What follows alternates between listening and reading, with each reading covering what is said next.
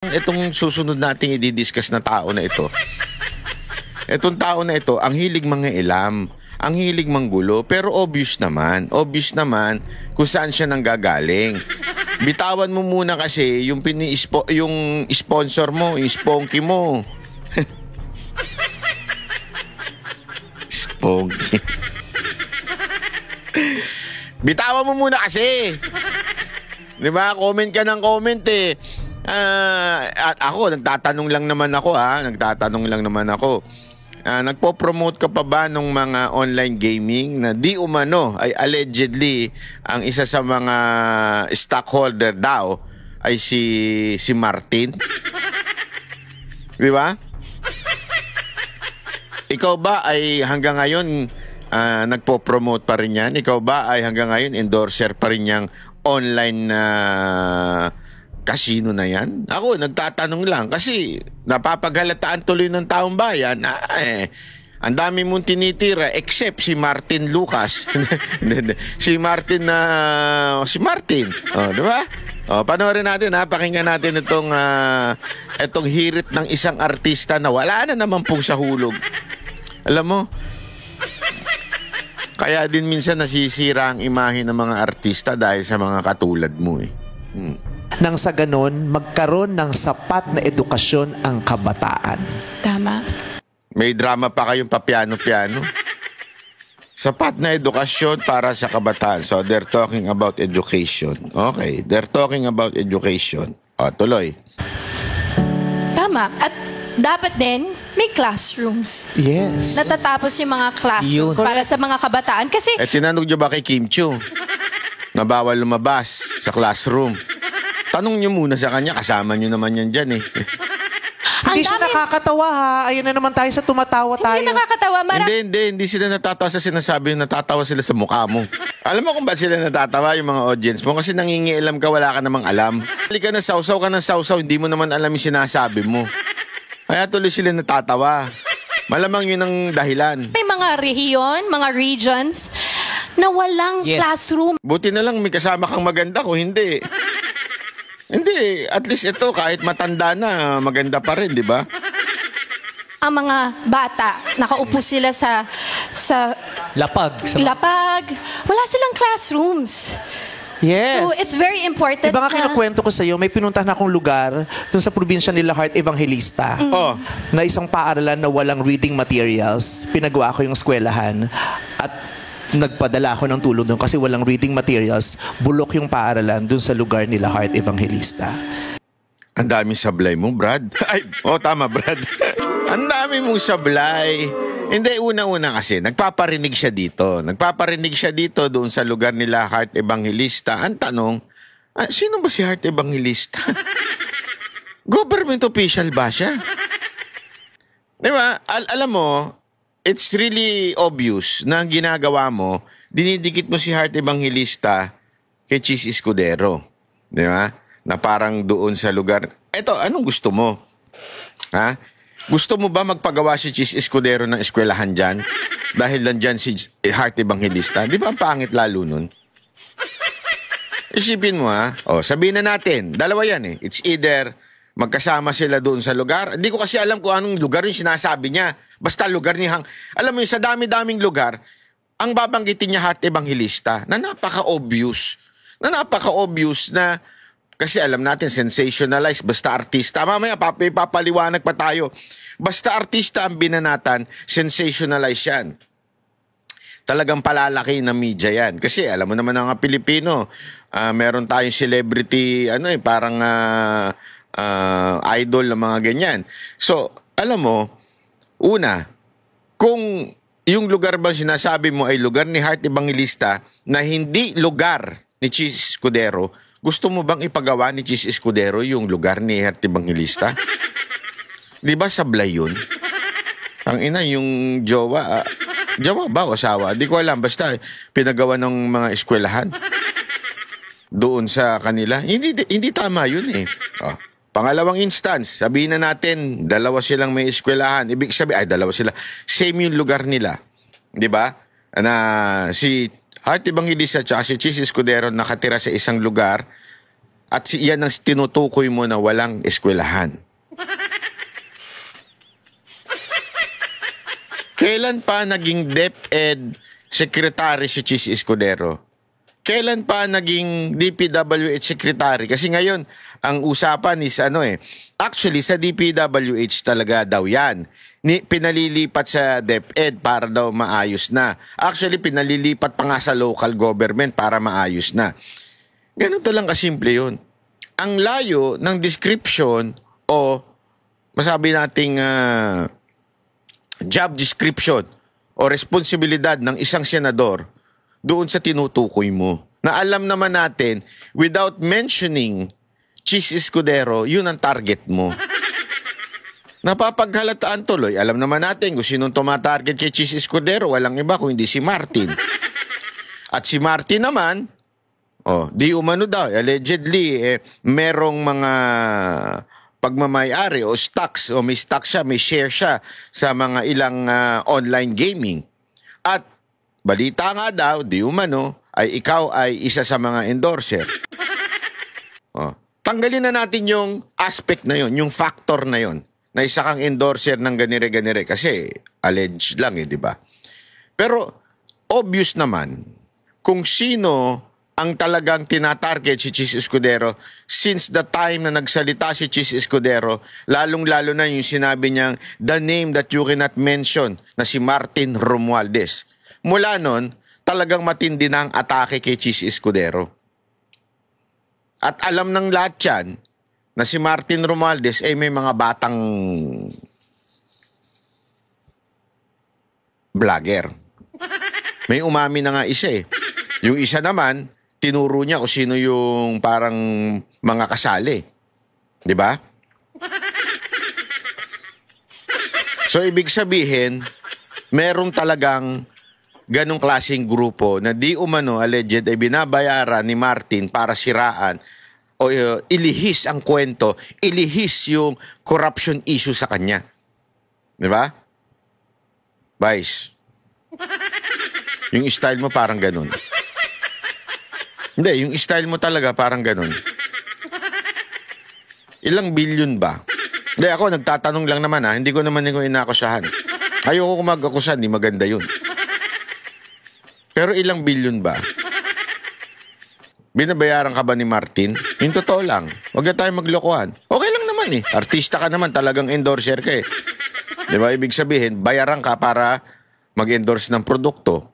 Wala namang masama doon. Bakit? Talaga naman, trabaho ng artista yun. Ang artista, bayaran para mag-endorse ng produkto. Tama, mali. Produkto mo ba si Martin Romualdez? Hindi, yun na isang tanong lang. Di ba? Isang tanong lang na baka naman produkto mo rin si Martin Romualdez. Di ba? Baka naman. Baka lang. Hindi, ako, nagtatanong lang naman po ako. Wala naman po akong masamang intensyon. Kasi may nag-message, sabi sa akin, ayan, si ay isang ni Martin, sabi sa akin. Sabi ko, talaga? Totoo ba yan? And ang yaman-yaman na nito ni Vice Ganda, di ba? Bantakin mo, nakabili siya ng jowa. Ay, nakabili ng jowa. Sorry. Sorry naman. I mean, nabilan niya yung jowa ng motor, ng sasakyan, at kung ano-ano pa. Hindi nabili yung jowa. Kaya naman, makahusga naman kayo. Napakasama na ugali niyo. Di ba? Ibig sabihin, mayaman na si Vice Ganda. Kita mo nga siya nga unang-unang merong ano ba yun? Truck ng basura ba yun? Hindi. Truck ng Tesla. Kala ko truck ng basura kasi bunganga niya para puro laman basura. Truck ng Tesla. Di ba? Ibig sabihin mayaman siya. So ibig bang sabihin yan? Wala nang ibig sabihin hindi na siya tatanggap ng endorsement. Hindi ako naniniwala dyan. Alam mo kung bakit? Kasi sinasabi nila, ang mayaman ay hindi na yan nagiging sa pera. Hindi totoo yan. As a matter of fact, nasusulat yan. Ang tao ay hindi talaga nasasatisfy. They always want something more. As a matter of fact, when you're rich, yung perspective mo ng more ay mas malaki na. Kasi pagka nasa... Hindi, ito, walang biro ito Kasi galing ako dyan Galing ako dyan. Nung ako ay kabataan ko, wala pa akong aircon. Totoo. Ngayon kasi normal na may aircon di ba? Kasi sobrang nga namang init. Kahit nga nandun ka sa mga... alam mo na, sa laylayan, may mga aircon, mga bahay doon. Doon sa amin, subdivision na ito wala akong aircon kasi, ewan ko bakit, mahirap kami. Ganun lang, simple, wala kami aircon. May asthma ako. So gusto ko magka-aircon kasi yung usok sa labas pumapasok, 'di ba? Yung mga pollen, so sabi ko gusto ko magka-aircon. Wala talagang pera. Hanggang nagtiyaga, alam mo 'yun, nagtrabaho hanggang tumanda, doon na lang ako nagka-aircon. Yun lang yung pangarap ko noon, 'di ba? Pero pag pagtagal, hindi lang aircon ng alam mo 'yun, gusto mo. Syempre may mga iba ka nang gusto, ganito na. Kasi ang tao talaga normal na ganun Lalong-lalo na yung mga taong kurap ang isip. Di ba? Kailangan yan, alam mo yun, magpayaman. Lalo na, kung may sinusustentuhan. Gago! Hindi Kasi, alam mo naman, pag may sinusustentuhan, iiwan lang sila niyan pag wala na silang binibigay na motor, kotse. I mean, sandali. Linawin natin, hindi ko sinasabi si Vice Ganda yun I mean, lahat. Kunwari, ikaw, meron kang asawa o kaya meron kang kabit. Yung kabit mo, talagang kailangan mo sustentuhan yun. Kasi pagka hindi mo sinustentuhan yun, yari ka. Iiwan ka niyan. Di ba? Yun kaya nga ngayon, nagkakaaway-away ang mga mag-aasawa dahil sa ganyan. Wala na may uwi yung mister kasi inuubos ni kabit. Tama, mali. Ganun din. Ganun din po sa sa pagdating po sa issue ng korupsyon. Kailangan mo talagang masustentuhan yung iyong pagnanais na magkaroon ng pera. Kaya hindi ako naniniwala na pag mayaman di na tumatanggap. Hindi ako naniniwala diyan. Vice Ganda, ikaw. Naniniwala ka ba diyan pag mayaman na hindi na tumatanggap? Hindi kasi alam mo, eto lang Huwag ka magtaka na bakit walang eskwelahan. Huwag mo isisi kay Chis Escudero o kaya kay Heart Evangelista. Isisi mo kay Marcos. Ba't di mo mabanggit? Dati binabanatan nyo, ngayon hindi nyo na mabanggit. Dahil pinsan ni Martin? Di ba? Gago! Tandaan ninyo baka kasi mamaya, although DPWH naman ang eskwelahan, okay? Pero baka mamaya sumegway na naman yan papunta kay BP Sara Duterte dahil dati siyang DepEd. Noong 2025, walang nagawa, 22 lang ang nagawa na classroom. Okay? Although, DPWH. So, sinasabi ko lang to, baka mamaya sumegway na naman sila. Alam mo naman kahit pagkamatay ng ipis, ay isisisi sa mga Duterte. Di ba?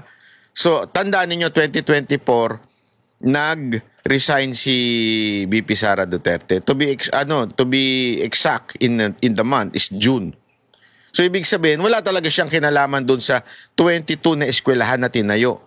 Ito, panoorin nyo ito. Ano po ang nagawang classroom ng DPWH for 2025? At ilan po yung projected na magagawa po ninyo for 2025? Mr. Chairman, let me just get the information. For 2025 po, ang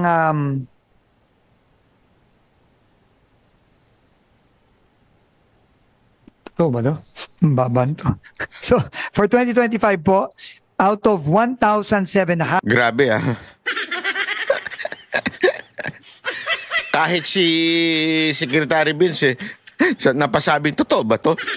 Hoy Marcos, totoo ba yan? Tang-inang gobyerno to, no? Tang-inang gobyerno. Nung panahon nga ni Pangulong Duterte, may pandemya na, libo-libong na itayo. Kayo, 22, anak ka na yung wedding. Tapos ikaw, Vice Ganda, animal ka, isisisi mo kay Heart Evangelista o kay Chis Escudero? Bakit hindi mo banggitin si Marcos? Dahil pinsan ni Martin? At si Martin, ano mo? Ano? Kakilala mo? Hindi, ako nagtatanong lang Ayan na yun. 100 na dapat gawin, 22 pa lang po ang completed. at 882 po ang ongoing. Okay, October na. Seka, At meron pong 882 na not yet even started. So it's a very deplorable rate of only 15.43%. exactly. So, Grabe Kahit siya naiiyak parang, Secretary Vince, alam mo, etong tao na to kasi magaling ito. Sa totoo lang, napakagaling nito. Isa ito sa masasabi nating dahilan kung bakit nag-survive tayo nung pandemya. Walang politika ito. Ito maman to, lang ito public servant talaga ito. Okay? Ito'y nag-serve nung panahon ni Pinoy, nag-serve nung panahon ni Duterte, ngayon nag-serve sa panahon ni Marcos. Wala akong politika yung totoong mama na to. Napakagaling ho nito. Na-observe ko na yun ito. Napakasipag nito, napakagaling ho nito. Lalo na during the pandemic. Alam niyo yun? Siya talaga, kasi naano ko yun, na ako mismo, na-experience ko yun. Kasi nung panahon ng pandemic, di ba si Mocha nagtatrabaho sa OWA noon, talagang tumutulong siya. At saka sa mga vaccine, pag kailangan talaga ng mabilisan, ito si Secretary Vince noon. Talagang kayang magtrabaho ng todo-todo. Mabilis kumilos. Para itong si Yorme din bilis kilos. Kahit dito, nagtataka siya bakit 22 lang. Alam ko may magagawa siya dito. Sa totoo lang, may magagawa naman siya dito. Sana talaga magawa niya ito. Ako'y naniniwala. Pero yun nga, nakakatanga lang. Bakit kanyo? Mantakin mo may isang vice ganda na magsasabi bang walang eskwelahan. Ito masama Sana, kung wala talagang eskwelahan, doon lang sa lugar ni Chis Escudero o sa lugar ni Heart Evangelista. Di ba? Hindi, ako nga, sabi ko nga, pambihira to, hindi pa sinabing Chis Escudero, sinabi lang Heart Evangelista, parang walang bayag to, di kayang diretso yun. Ay, parang walang bayag. Parang hindi ata tama yung term na yun. Sorry. Hindi, I mean, when I say bayag balls, ibig sabihin yung courage, di ba? Na, kung ang pinatatama mo si Jesus Escudero, huwag mo na idamay si Heart Evangelista. Ba't ba ang hilig nyo dyan? Dinadamay ba namin yung girlfriend mo ba, yung jowa mo, asawa mo? Ano ba pangalan? Sino ba yun? Hindi naman namin dinadamay yun sa kalokohan mo. Sa pagiging bastos mo. Hindi naman namin dinadamay yun. Di ba? Si Jack lang ng Banateros. Andang damay doon kasi sinasabi nila takbo daw ikaw presidente. So first lady si Ayo. Ano ba yun? Si Iyon ba yun? Anong pangalan nun? Hindi naman namin dinadamay yun wag mo na idamay si Heart Evangelista. Ano to? Inggit ka ba dahil siya naging talagang nire-represent niya yung fashion sa Paris? Hindi. Ako nagtatanong lang yung banda lang kung bakit bumabanat ka dyan kay Heart Evangelista. Ba't kailangan mo siyang banggitin? Hindi ko maintindihan alam mo yun, style mo bulok. Yung para bagang ayaw mo siyang tirahin ng diretsyo, so pinahagingan mo na lang dyan sa lugar ni Bart Evangelista. Mga ganun-ganun pa yung pagmumukha mo. Sa lugar ni Bart Evangelista. Ano ka? Pabira ka vice ganda Kasi napapagalata ang inggit ka pagka ganyan. Hayaan mo na kay Heart Evangelista yung fashion. Hayaan mo na sa kanya yun. Sa'yo na yung babuyan. I mean, babuyan ng sa comedy bar kasi binababoy mo yung mga customer mo. I mean, binabanatan mo. Sa'yo na yun. Ikaw na pinakamagaling mambara. Ikaw na pinakamagaling mambuli sa mga show. Ikaw na. Sa'yo na yun. Ikaw na ang hari. Reyna doon. Diba? Wala nang problema. Ikaw na ang reyna doon sa issue ng yung comedy bar. Ikaw na ang pinakasikat na... Ako, matindi respeto ko sa mga stand-up comedian. Alam mo kung bakit? As a matter of fact, pag ako gusto kong turuan yung grupo ko, yung mga Mocha Girls na kung paano mag-spiel, how to entertain, sabi ko sa kanila, panoorin ninyo ang mga stand-up comedian. Kasi mga stand-up comedian, matatalas ang isip niyan. Talagang matataba ang isip niyan. Magagaling talaga. May respeto ako dyan. Ang daming mas magaling sa totoo lang kay Vice Ganda. Hindi ako yung hindi panlalait ang puhunan. Kasi si Vice Ganda, mula noon, nag-drums pa nga ako dyan. Oo. Kita ko na yung ano niyan, yung ugali niyan, yung lalong-lalo na sa show, yung panlalait ang puhunan. Hindi ko ano yun eh. Kasi sa ibang-iba sa ibang bansa sa Pilipinas. Sa ibang bansa, yung puhunan nila pag sa mga stand-up comedian, lalo na nung before, talagang comedy.